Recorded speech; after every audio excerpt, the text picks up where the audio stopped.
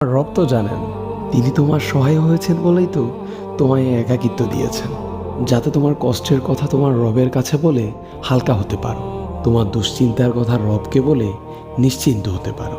হে ব্যথিত হৃদয়, তুমি কি জানো না তোমার রব যে অসম্ভবকে সেকেন্ডের মধ্যেই সম্ভব করতে পারেন? তাহলে একাকিত্বকে তুমি কেন ভয় পাও?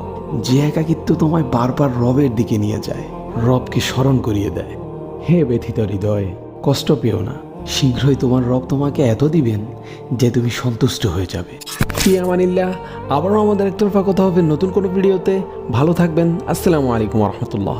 আমাদের ভিডিওগুলো ইউটিউব, ফেসবুক, ইনস্টাগ্রাম যে কোনো প্ল্যাটফর্মে পেতে আমাদের পেজ এবং চ্যানেলে চোখ রাখতে পারেন। লিঙ্ক বায়োতে দেওয়া থাকবে। আর যদি লিঙ্ক খুঁজে না পান তাহলে সার্চ করে ফেলুন দ্য স্টার অফ নলেজ।